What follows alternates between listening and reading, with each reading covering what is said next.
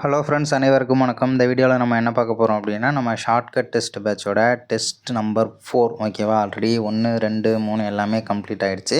So test 4க்கான answers என்ன அப்படின்றத பார்க்கலாம். இந்த டெஸ்ட்டில் நம்ம என்னென்னலாம் கவர் பண்ணி கொஸ்டின்ஸ் எடுத்திருந்தோம் அப்படின்னா, 9ஆம் வகுப்பு தமிழ் புத்தகம் சிலபஸை பேஸ் பண்ணி எடுத்திருந்தோம். அதே மாதிரி டெல்லி சுல்தான், அதே மாதிரி முகலாயர்கள், மராத்தியர்கள், அப்புறம் மேக்ஸில் வந்து மீ பெரு பொது காரணி மற்றும் மீ சிறு பொது மடங்கு HCF ஒன்று, இன்னொன்று LCM அப்படின்ற மொத்தம் 5 தலைப்புகள் அடங்கிய ஒரு கொஷின் பேப்பர் தான் நம்ம மேக் பண்ணியிருந்தது. ஸோ அதுமாதிரி இது அடிஷ்னல் டேட்டாவை தெரிஞ்சுக்கோங்க. 1857 என்ற புத்தகத்தை எழுதிய ரீசெண்டாக ஒரு கொஸ்டின் பேப்பரில் பார்த்தேன். ஸோ அதனால தான் அதில் எடுத்து வச்சுருந்தேன். 1847 இது எப்படி கொடுத்துருந்தாங்கன்னா நம்பராக கொடுக்கல, 1857 என்ற புத்தகத்தை எழுதியவர் அப்படின்னு சொல்லிட்டு கொடுத்துருந்தாங்க. டாக்டர் SN சென் அப்படிங்கிறது தான் இதற்கான ஆன்சராகவும் சொல்லியிருந்தாங்க. சரி, ஃபஸ்ட்டு கேள்விக்கான ஆன்சர் பார்க்கலாம். அடிமை வம்சத்திற்கான அடிக்கல்லை நாட்டியவர் யார் அப்படின்னா குத்புதீன் ஐபக். ஓகேவா, குத்புதீன் ஐபக் தான் அடிமை வம்சத்திற்கான அடிக்கல் நாட்டியவர். ஓகேவா. ஸோ அடுத்தது குத்புதீன் ஐபக் அப்படின்னு நமக்கு தெரியும். ஸோ அவர் வந்து ஒரு நேர்மையான நிர்வாகி என பெயர் எடுத்தவர். அதே மாதிரி குதுப் மினார் என்ற ஒரு தூணை வந்து கட்டுறதுக்கு ஆரம்பித்தது. ஓகேவா, ஏன்னா கட்டி முடிக்கலை, கட்ட ஆரம்பித்தவர் யார் அப்படின்னா குத்புதீன் ஐபக் தான். அதே மாதிரி மிகப்பெரிய மசூதி ஒன்று கட்டியிருப்பார் குத்புதீன் ஐபக்கு. அடுத்தது பாருங்களேன், இக்தா என்பதன் பொருள் வந்து நிலம். ஸோ இக்தா அப்படிங்கிற ஒரு முறையை கொண்டுட்டு வந்தது யார் அப்படின்னா இல்துமிஷ் தான் கொண்டு வந்திருப்பார். இக்தா அப்படின்னா நிலம். ஓகேவா, அவங்களுக்கு கீழே பணியாற்றக்கூடிய வீரர்களுக்கு சில நிலப்பகுதிகளை கொடுத்துருவாங்க. ஸோ அந்த நிலப்பகுதிகள் வந்து அவங்க நிர்வாகம் பண்ணிக்கலாம். ஸோ அங்கேருந்து டேக்ஸ் கலெக்ட் பண்ணிவிட்டு ஸோ அந்த அவங்களுடைய தேவைக்கேற்ப அதை வந்து வாங்கி பயன்படுத்திக்கலாம். அதுவே வந்து சுல்தானுக்கு ஏதாவது ஒரு போரில் வந்து ஒரு உதவி தேவைப்படுது அப்படின்னா என்ன பண்ணணும், ஸோ அந்த யார் இந்த இக்தா இந்த நிலத்தை வந்து தன்னுடைய பொறுப்பில் வாங்கினாங்களோ ஸோ அவங்க என்ன பண்ணணும், ஸோ குதிரைகளெல்லாம் கொண்டுட்டு வந்து என்ன பண்ணணும், அரசருக்கு அதாவது சுல்தானுக்கு உதவி செய்தல் வேண்டும். ஸோ அந்த மாதிரி ஒரு முறையை கொண்டுட்டு வந்தது யார் அப்படின்னா இல்துமிஷ் தான். இக்தா அப்படின்னா நிலம் அப்படின்றது அர்த்தம். அதே மாதிரி இக்தா நிலத்தை பெறுபவர் எவ்வாறு அழைக்கப்படுவார் அப்படின்னா இக்தாதார் அப்படின்னு சொல்லலாம், அல்லது முக்தி அப்படின்னும் சொல்லலாம். ஜலாலுதீன் யாகுத் என்ற எத்தியோப்பிய அடிமையை ஆதரித்த டெல்லி சுல்தானிய ஆட்சியாளர் யார் அப்படின்னு பார்த்தோம்னா ரஷ்யா சுல்தானா. ஓகேவா, ரஷ்யா சுல்தானா தான் ஜலாலுதீன் யாகுத் அப்படின்ற ஒரு அடிமையை ஆதரிச்சிருப்பாங்க. ஸோ அடுத்தது 4வது கேள்வி பாருங்கள். தவறான இணை எது? தேவகிரினாலே யாதவர்கள் தான். அதே மாதிரி துவாரசமுத்திரம் ஹொய்சாளர்கள். ஓகேவா. அடுத்தது மதுரை அப்படின்னா பாண்டியர்களுடைய ஆட்சி நடந்த பகுதி. வாரங்கள் அப்படின்னா காகதியர்கள் ஆட்சி பண்ண பகுதி. வர்த்தனர்கள் அப்படின்றது கிடையாது. ஆன்சர் டி வந்து தவறானது. அடுத்த கொஸ்டின், சித்தூர் சூறையாடல் நிகழ்வு டேஸ் ஆண்டில் நடைபெற்றது அப்படின்னு கொடுத்துருக்காங்க. 1303 தான் சித்தூர் சூறையாடல் நிகழ்வு நடைபெற்றது. அடுத்தது, டெல்லியில் இருந்து தௌலதாபாத் செல்ல டேஸ் நாட்கள் நடந்து செல்ல வேண்டும் அப்படின்னா மொத்தம் 40 நாள் நடந்து போகணும். ஓகேவா, டெல்லியிலேருந்து தௌலதாபாத் போகணும் அப்படின்னா 40 நாள் நடந்தே போகணும் அப்படின்றத சொல்லியிருக்காங்க. நடந்து போனால் 40 நாள். ஓகேவா. அடுத்தது, தைமூரின் படையெடுப்பால் டெல்லிக்கு அடுத்து அதிகம் பாதிக்கப்பட்ட பகுதி எது? அப்போ முதலாவதாக பாதிக்கப்பட்ட பகுதி எது அப்படின்னா ஸோ டெல்லி சுல்தானியர்கள் அப்படின்னு பார்த்தோம்னாலே மையமாக இருக்கிறது டெல்லி தான். அப்போ டெல்லி தான் வந்து டார்கெட் பண்ணி அடிச்சிருப்பாங்க. ஓகேவா. ஸோ டெல்லிக்கு அடுத்ததாக எது அப்படின்னா பஞ்சாப் தான் டெல்லிக்கு அடுத்ததாக அதிகம் பாதிக்கப்பட்ட ஒரு பகுதி. ஓகேவா. ஸோ தைமூர் படையெடுப்பு அப்படின்னு பார்த்தோம்னா 1398 நடந்திருக்கும். ஸோ அடுத்தது, தைமூரோட இன்னொரு பேர் என்ன, தாமர்லைன் அப்படின்னும் சொல்லலாம். ஸோ ஆக்ரா நகரத்தை நிர்மாணித்த டெல்லி சுல்தானிய ஆட்சியாளர் யார் அப்படின்னு பார்த்தோம்னா சிக்கந்தர் லோடி தான் ஆக்ரா நகரத்தை கட்டமைச்சிருப்பார். அடுத்தது, தவறானது எது? அடிமை வம்சம் 1210 ஆரம்பித்து 1690 வரைக்கும் ஆட்சி பண்ணியிருப்பாங்க. ஓகேவா. ஆனால் 1280 கிடையாது, 1290 வரைக்கும். கில்ஜி வம்சம் 1290 1320 வரைக்கும்.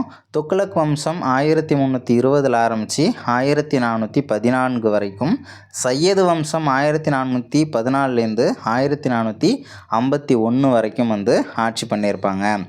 அடிமை வம்சம் அப்படின்னா அதில் யார் யாரெல்லாம் வர்றாங்கன்றது உங்களுக்கு தெரியும். இப்போ வம்சத்தில் யார் யார் முக்கியமான ஆட்சியாளர்கள், அவங்க காலத்தில் என்னென்னலாம் நடந்துச்சு. இப்போ உதாரணத்துக்கு குத்புதீன் ஐபக்னா குதுப் மினார் கட்ட ஆரம்பித்தார். எந்த பகுதியில் ஆட்சியை தொடங்கினார்னா லாகூரை மையமாக கொண்டு ஆட்சியை தொடங்கினார். இவரோட காலத்தில் தான் பக்தியார் கில்ஜி பீகாரில் இருக்கக்கூடிய நாலந்தா பல்கலைக்கழகத்தை அழித்தார். சிறந்த நிர்வாகி என பெயர் எடுத்தவர் இவர் தான். வேறு என்ன சொல்லலாம், இவரை வந்து லட்சங்கரை வாரி வழங்கினதுனால லாக் பக்ஸ் அப்படின்னு சொல்லுவாங்களா. ஸோ அதனால் ஒரு ஆட்சியாளரை பற்றி படிக்கிறீங்கன்னா வாட் இஸ் வாட் ஃபுல்லாகவே தெரிஞ்சுக்கணும். எப்படி இறந்து போகிறாரு அப்படின்றது வரைக்கும் தெரிஞ்சுக்கணும். குதிரை போல விளையாட்டில் இறந்து போயிருப்பார் இல்லையா, சொந்த மாதிரி தான் நம்ம படிக்கணும். அதே மாதிரி இல்துமிஸு, அலாவுதீன் கில்ஜி, ஜலாலுதீன் கில்ஜி எல்லாரையுமே இப்படி தான் படிக்கணும்.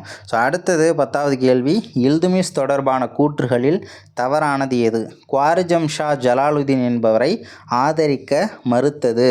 அதாவது இல்துமிஸ் வந்து குவாரிஜம் ஷா ஜலாலுதீன் என்பவரை ஆதரிக்கவே இல்லை. ஓகேவா, கரெக்டு தான். அடுத்தது குதுப் மினாரை கட்டி முடித்தது.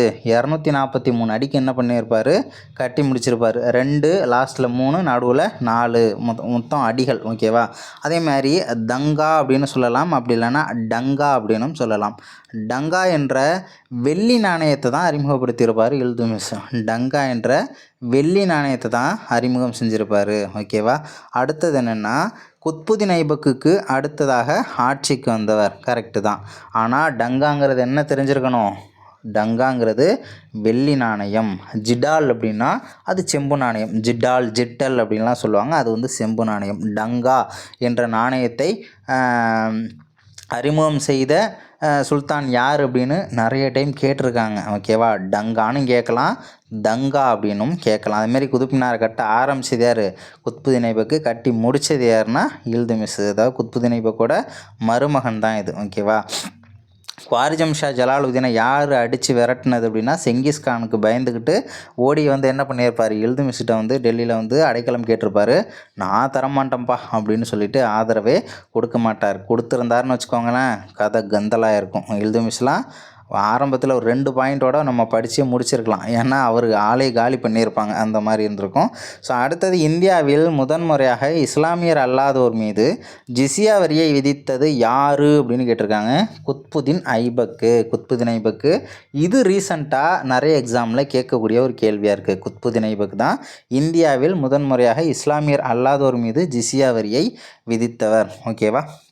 இஸ்லாமியர் அல்லாதவர் அப்படின்னா கிறிஸ்தவர்களாக இருந்தாலும் சரி தான், இந்துக்களாக இருந்தாலும் சரி தான். ஓகேவா.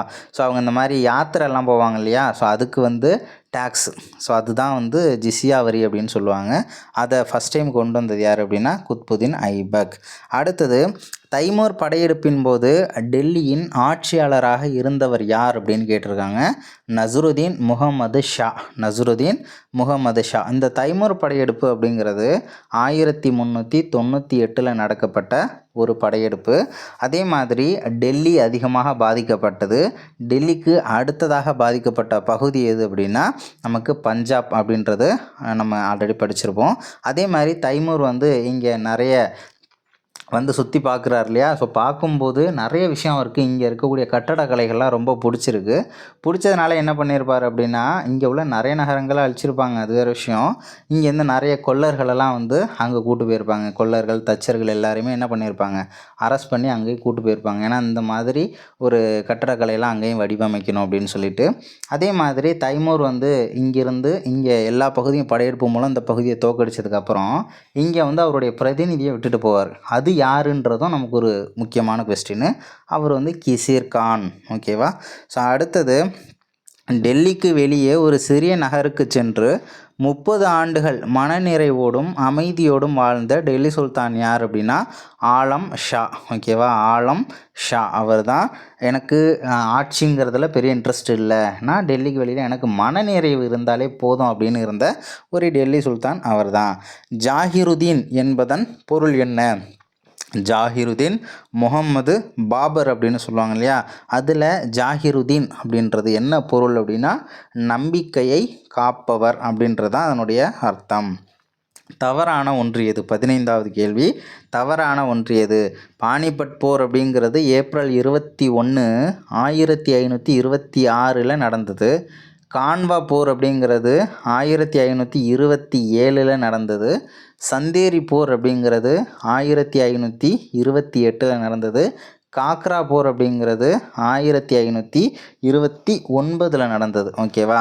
ஸோ இப்போ பானிபட் போர் அப்படின்னு பார்த்தோம்னா பாபர் வெர்சஸ் இப்ராஹிம் லோடி. ஓகேவா. ஸோ பாபர் வெர்சஸ் இப்ராஹிம் லோடி 2 பேருக்கு இடையில நடந்திருக்கும். இந்த போரில் வெற்றி அடைந்தவர் யார் அப்படின்னா பாபர் தான். கான்வா போர் அப்படின்னா 1527 பாபர் வெர்சஸ் ராணா சங்கா 2 பேருக்கும் நடந்த போர் தான். ஸோ இதுலேயும் வெற்றி அடைந்தது யார் அப்படின்னா பாபர் தான். சந்தேரி போர் அப்படின்றது 1528 நடந்தது.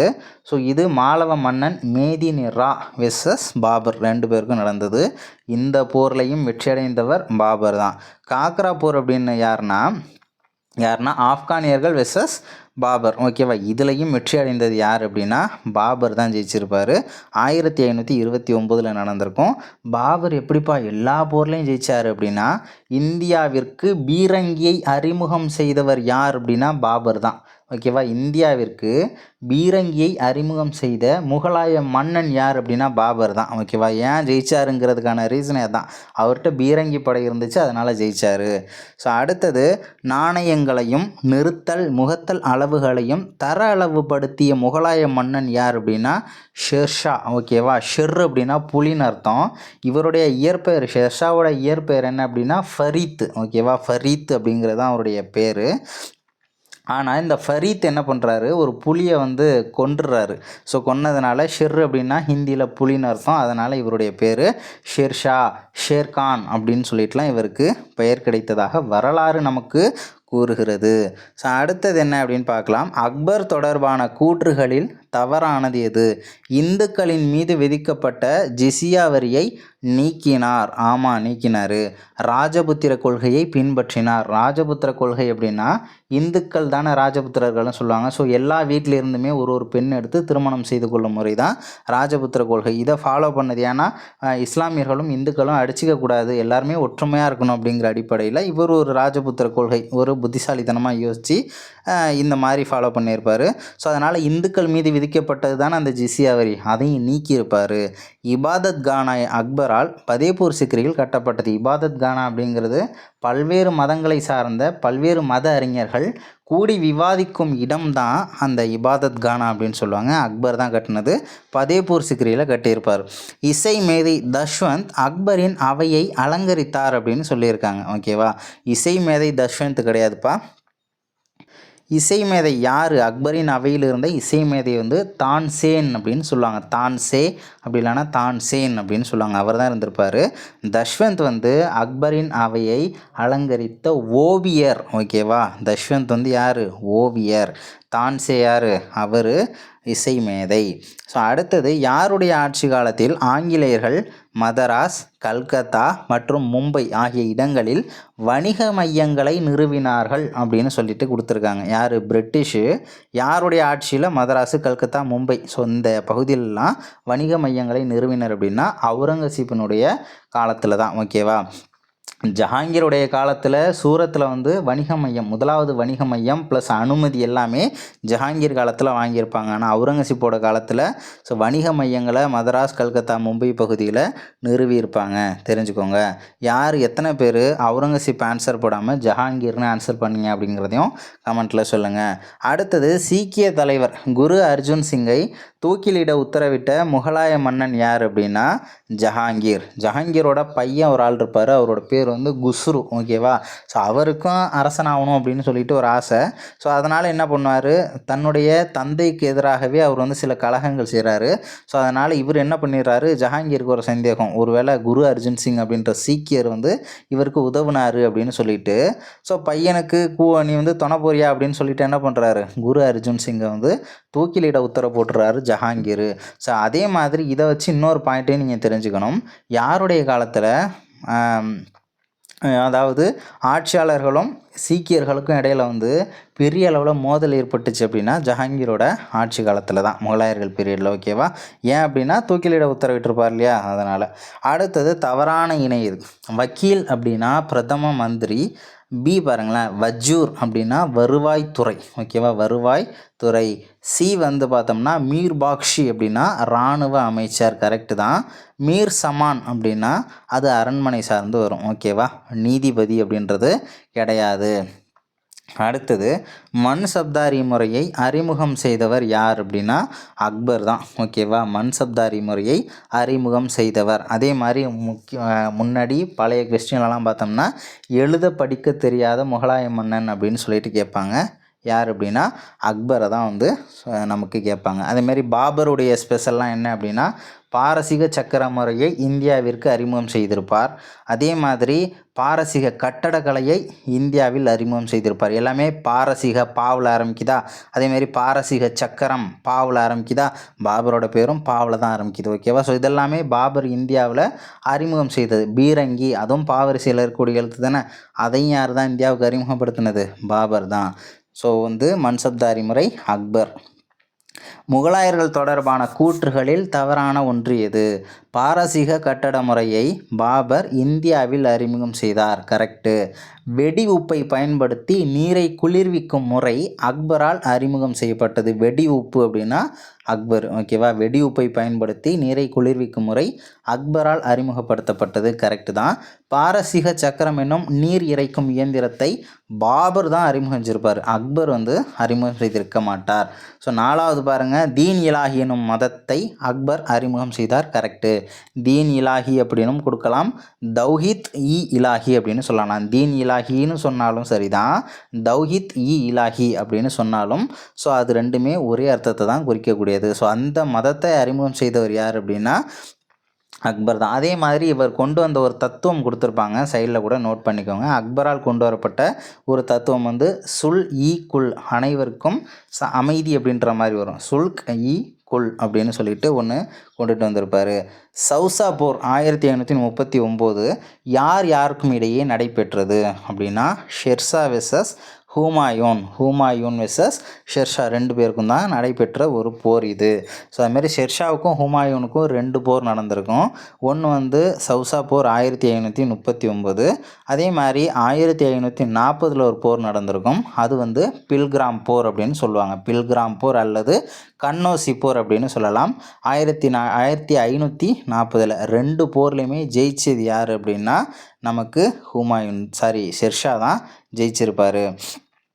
ஸோ அடுத்தது சமஸ்கிருத மொழியில் அமைந்த உபநிடதங்களை பாரசீக மொழியில் மொழிபெயர்த்தவர் யார்? மொழிபெயர்த்த முகலாய மன்னன் யார் அப்படின்னு சொல்லிட்டு கேட்கலாம். தாராஷிகோ. ஓகேவா, தாராஷிகோ தான் மொழிபெயர்த்திருப்பார். அதாவது சூஜா, முராத்து, தாராஷிகோ, அவுரங்கசீப் எல்லாமே சகோதரர்கள். ஓகேவா, ஸோ தாராஷிகோவுக்கு தனி ஒரு ஸ்பெஷல் நேம் ஒன்று சொல்லுவாங்க, தத்துவஞான இளவரசர் அப்படின்னு சொல்லுவாங்க. ஓகேவா, தத்துவஞான இளவரசர் என அழைக்கப்பட்ட முகலாயர் யார் அப்படின்னா தாராஷிகோ தான். அதே மாதிரி சமஸ்கிருத மொழியில் அமைந்த உபநிடதங்களை பாரசீக மொழியில் மொழிபெயர்த்த முகலாயர் யார் அப்படின்னா அதுவும் தாராஷிகோ தான். மறந்துட வேண்டாம், ரொம்பவே முக்கியமான கொஸ்டின். அடுத்தது கோல்கும்பாஸ் அமைந்துள்ள மாநிலம் எது? கோல்கும்பாஸ் அமைந்துள்ள மாநிலம் எது அப்படின்னா கர்நாடகாவில் இருக்குது. ஓகேவா, கோல்கொண்டா அப்படின்னா அது வந்து இங்கே வர்றது கோல்கொண்டா, தெலுங்கானா ஆந்திரா பகுதியில் வர்றது. கோல்கும்பாஸ் அப்படின்னா அது கர்நாடகா. அடுத்தது கடைசி போரான காக்ராப்பூரில் பாபர் யாருக்கு எதிராக போரிட்டார் அப்படின்னா ஆப்கானியர்களுக்கு எதிராக போரிட்டார். ஓகேவா, முகமது லோடி வெர்சஸ் பாபருக்கு நடந்திருக்கும். ஆப்கானியர் அப்படின்னா யார்? முகமது லோடி வெர்சஸ் பாபர் தான். ஓகேவா, கடைசி போரான காக்ராப்பூர் அப்படின்னா 1529 நடந்திருக்கும். ஓகேவா, ஸோ ஆப்கானியர்களுக்கு எதிராக போரிட்டிருப்பார். அடுத்தது வாழ்க்கை முழுவதும் தடுமாறிய ஹுமாயூன் வாழ்க்கையை விட்டே தடுமாறினார் என்ற கூற்று யாருடன் தொடர்புடையது அப்படின்னு பார்த்தோம்னா அந்த டேஷில் வந்து நமக்கு என்ன ஃபில் ஆகும்? ஹுமாயூன் அப்படிங்கிறது தான் கரெக்ட். இந்த கூற்று ஹுமாயூனை பற்றி சொன்னது யாருன்னா ஸ்டான்லி லேண்ட்ஃபூல் அப்படிங்கிறவர் தான் சொல்லியிருப்பார். அடுத்த கேள்வி, சிவாஜி தொடர்பான கூற்றுகளில் தவறானது எது அப்படின்னா சிவாஜி 1627 ஷிவ்னேர் அப்படின்னா சிவனேரியில் பிறந்தார். கரெக்டு தான். சிவாஜியின் பாதுகாவலர் யார் அப்படின்னா தாதாஜி கொண்டதேவ், அதுவும் கரெக்டு. சத்ரபதி என்று ராய்கர் கோட்டையில் முடிசூட்டி கொண்டார். ஓகேவா, ராய்கர் அப்படின்னும் சொல்லலாம், ரெய்கார் அப்படின்னும் சொல்லலாம். சத்ரபதின்ற பட்டம் அந்த கோட்டையில் தான் முடிசூடியிருப்பார்.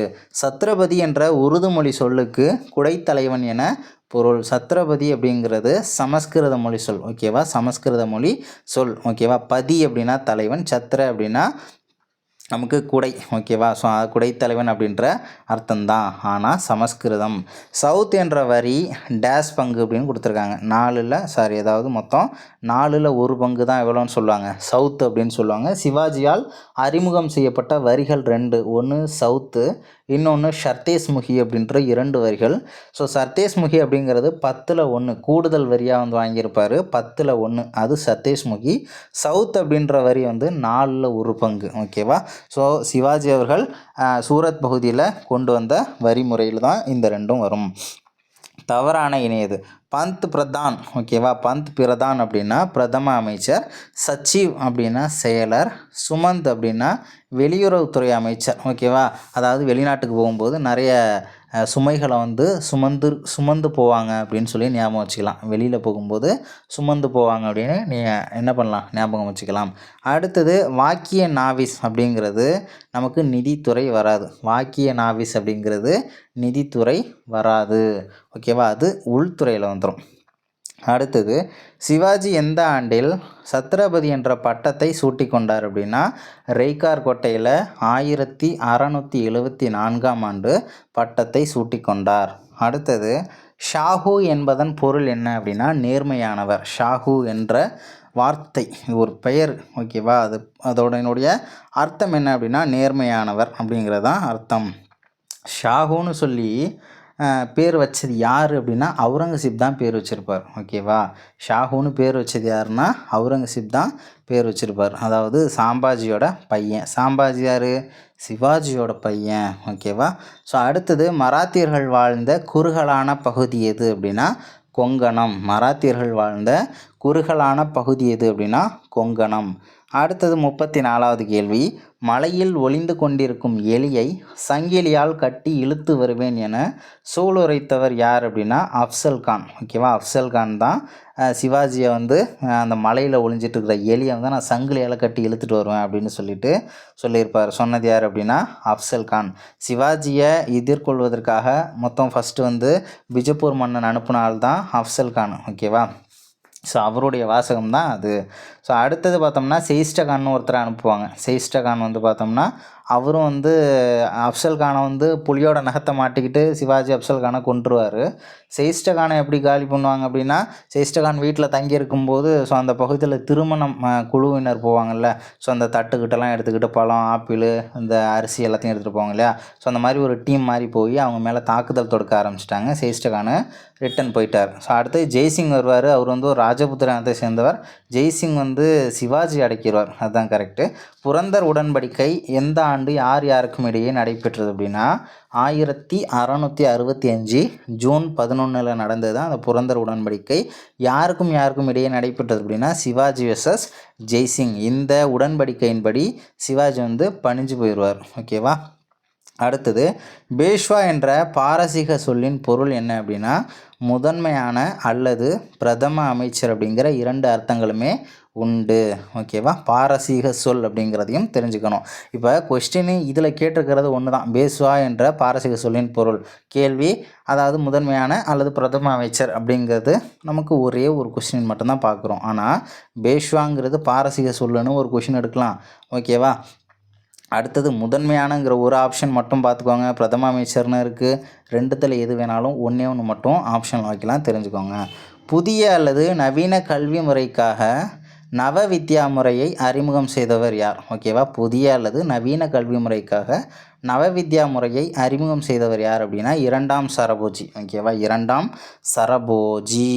அடுத்தது மனிதர்களுக்காகவும் விலங்குகளுக்காகவும் மூலிகை மருந்துகளை தயாரிக்க டேஸ் என்ற ஆராய்ச்சி நிறுவனத்தை 2ஆம் சரபோஜி நிறுவினார் ஓகேவா.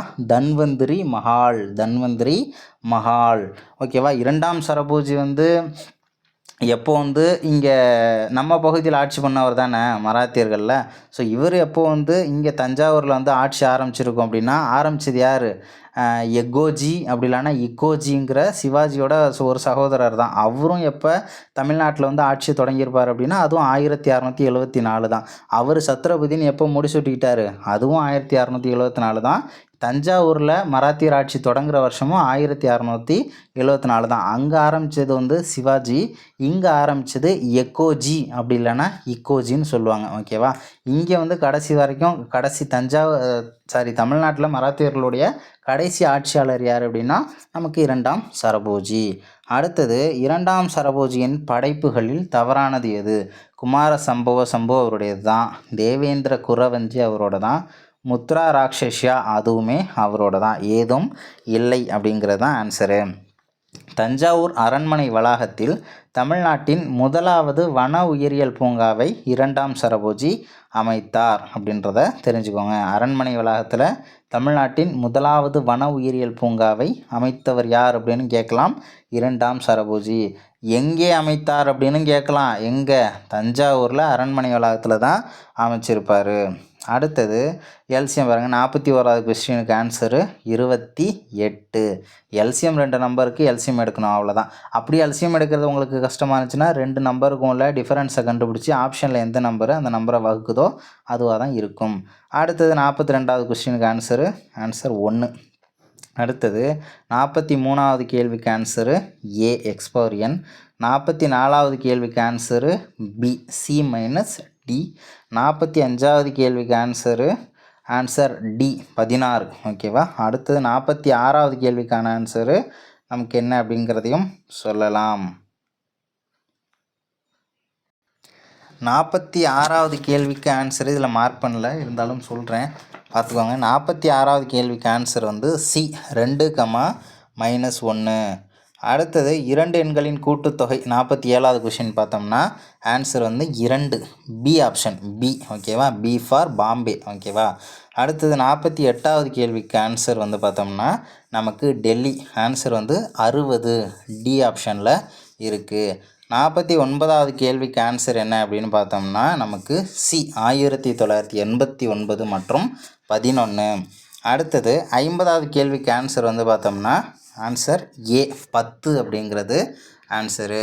ஸோ அடுத்தது பார்க்கலாம். திராவிடம் என்னும் சொல்லை முதலில் குறிப்பிட்டவர் யார் அப்படின்னா குமரில பட்டர். அடுத்தது சரியான வரிசையை தேர்ந்தெடு. தமிழ், தமிழா, தமிழா, திரமிழா, ட்ரமிழா, திராவிடா அப்படின்னு கொடுத்துருக்காங்க.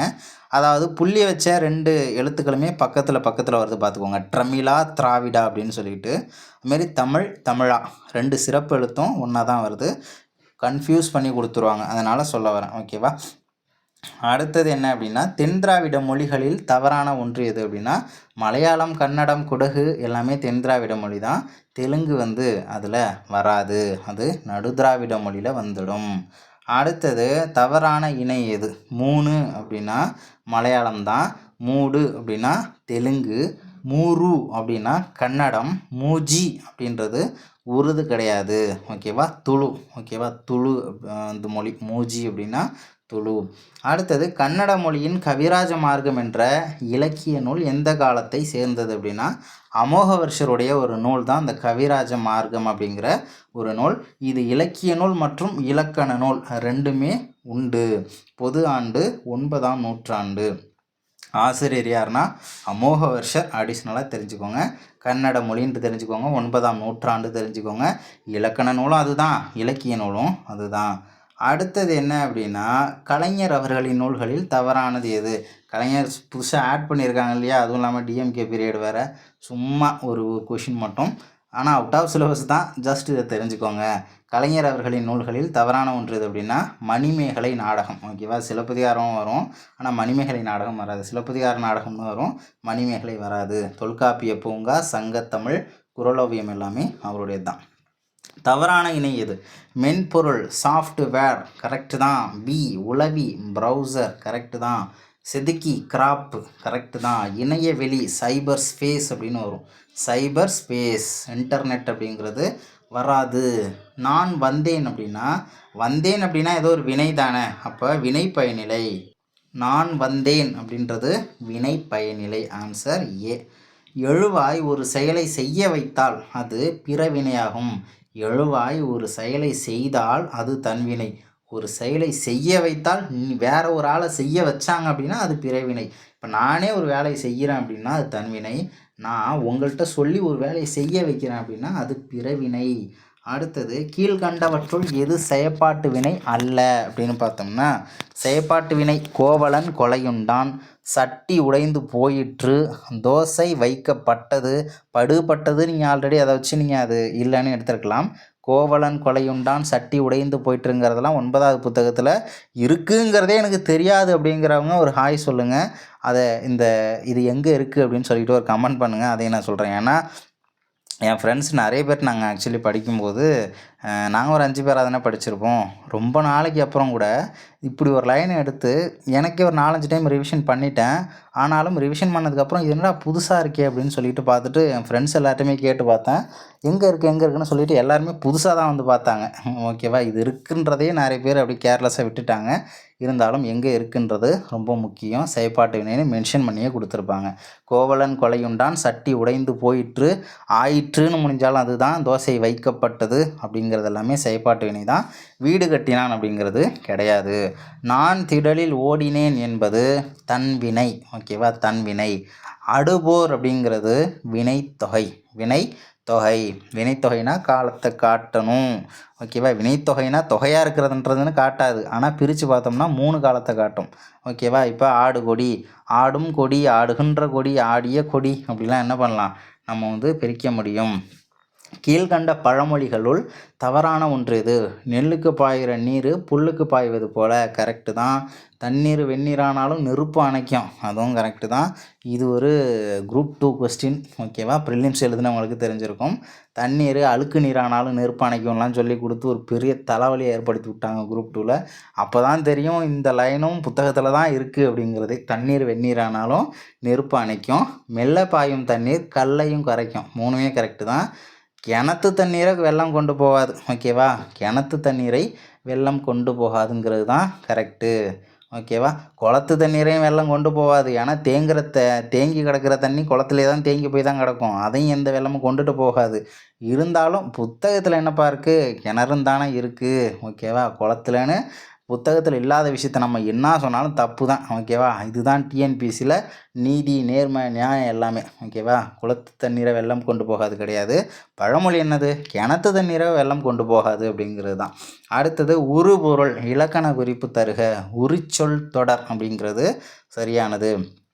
ராபர்ட் ப்ரூஸ்புட் என்னும் தொல்லியல் அறிஞர் பல்லாவரத்தில் அகழாய்வு நடத்திய ஆண்டு 1863.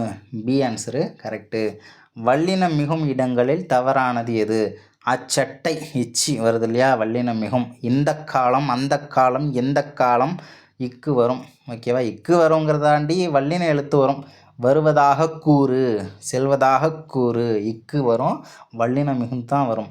திருவளர் செல்வன் தான், திருவளர் செல்வி தான். ஓகேவா, திருநிறை செல்வன் தான், திருநிறை செல்வி தான். இச்சி வராது. திருவளர் செல்வன் அப்படின்னு சொல்லக்கூடாது. நம்ம நேரைக்கும் பத்திரிகையில் திருநிறை செல்வி, திருநிறை செல்வன் அப்படின்னு இச்சி போட்டு தான் சொல்கிறோம்.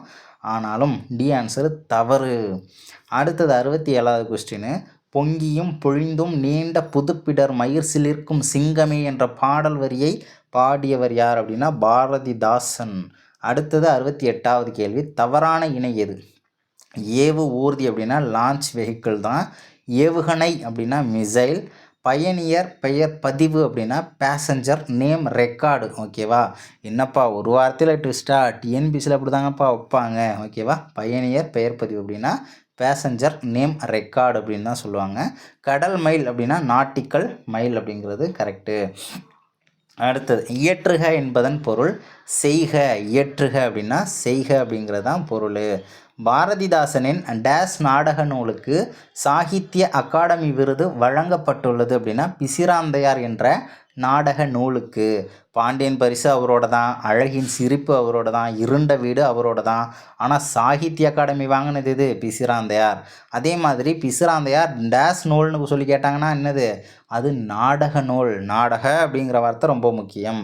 பூவாது காய்க்கும் மரம் உள நன்று அறிவார் என்ற பாடல் வரி இடம்பெற்றுள்ள நூல் எது அப்படின்னா சிறுபஞ்ச மூலம். ஓகேவா. மாறுபட்ட ஒன்று எது? சிறுவழுதுணை, பெருவழுதுணை, சிறுமல்லி, பெருமல்லி.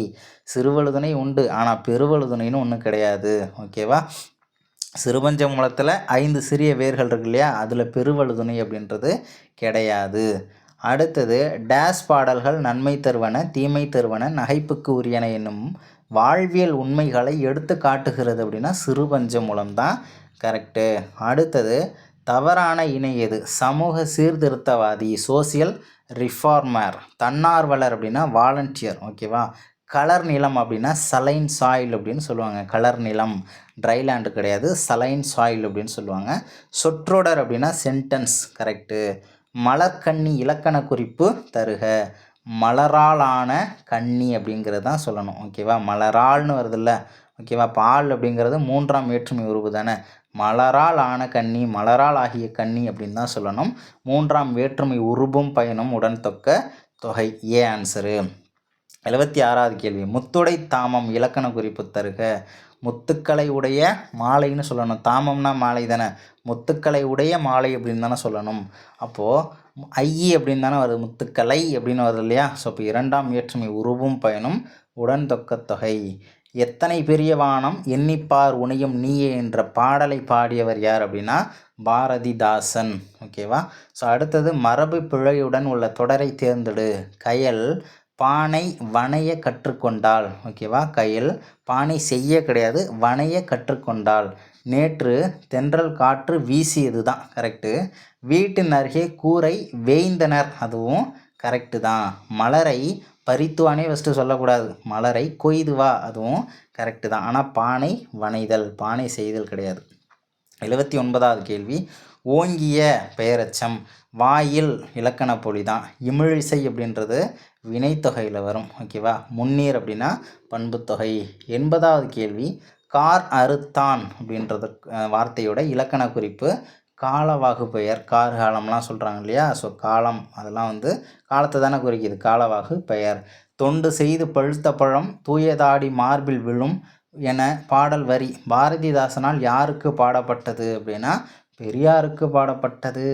அடுத்தது யாப்பிலக்கணம் தொடர்பான கூற்றுகளில் தவறானது எது? யாப்பிலக்கண அடிப்படையில் எழுத்துக்கள் 3 வகைப்படும். ஓகேவா. குறில், நெடில், ஒற்று. அதே மாதிரி யாப்பிலக்கண அடிப்படையில் சீர்கள் 4 வகைப்படும். ஓகேவா. அதே மாதிரி யாப்பிலக்கண அடிப்படையில் அடி 5 வகைப்படும். யாப்பிலக்கண அடிப்படையில் தொடை 8 வகைப்படும். தொடை 7 கிடையாது, தொடை 8 வகைப்படும். தவறான ஒன்று எது? எழுத்து சீர்திருத்தம், ரிஃபார்மிங் த லெட்டர்ஸ். எழுத்துரு அப்படின்னா ஃபாண்ட்டு. மெய்யியல் அப்படின்னா நமக்கு என்ன வரும்? ஃபேக்ட் அப்படிங்கிறது கிடையாது, ஃபிலாசபின்னு வரணும். ஓகேவா. அதேமாரி அசை அப்படின்னா சிலபிள், அதுதான் கரெக்டு. மெய்யியல்னா ஃபேக்ட்ஸ் கிடையாது.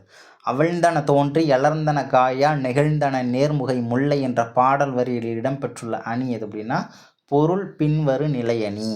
அடுத்தது எல்லா விளக்கும் விளக்கல்ல சான்றோருக்கு பொய்யா விளக்கிய விளக்கு என்ற குறளில் பயின்று வந்துள்ள அணி எதுனா சொற்பொருள் பின்வரு நிலையணி.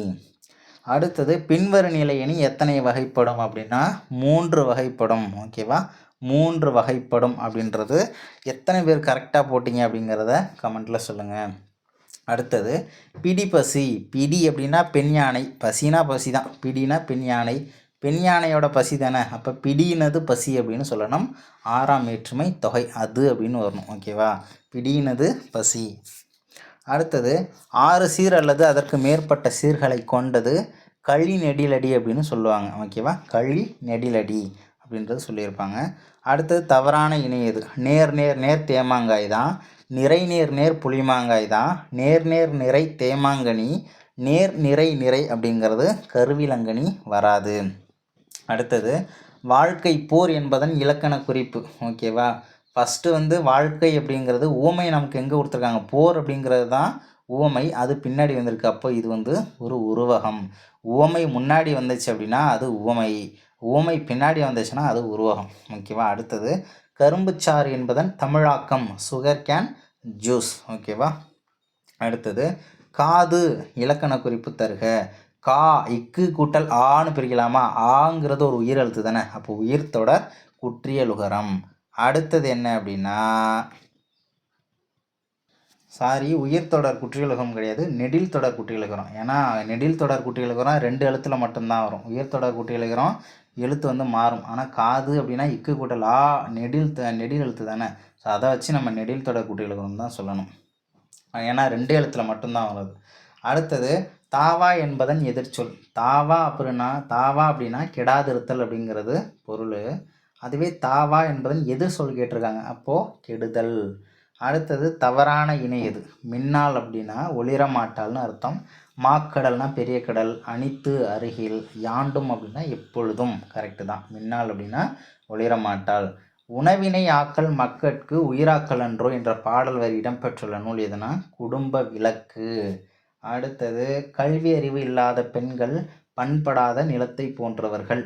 ஓகேவா? எத்தனை பேர் உப்பு நிலம் அதெல்லாம் வந்து உப்பு நிலம் அப்படி இல்லைன்னா உதவாத நிலம்னு ஆன்சர் பண்ணிங்கன்றதையும் கமெண்ட்டில் சொல்லுங்கள். பண்படாத நிலம் ஹைலைட் பண்ணியே பாயிண்ட் கொடுத்துருப்பாங்க. அடுத்தது பேமெண்ட் டெர்மினல் என்பதன் தமிழாக்கம் கட்டணம் செலுத்தும் கருவி. ஓகேவா? கட்டணம் செலுத்தும் கருவி. 7 என்ற சொல் திருக்குறளில் 8 முறை இடம்பெற்றுள்ளது. ஓகேவா?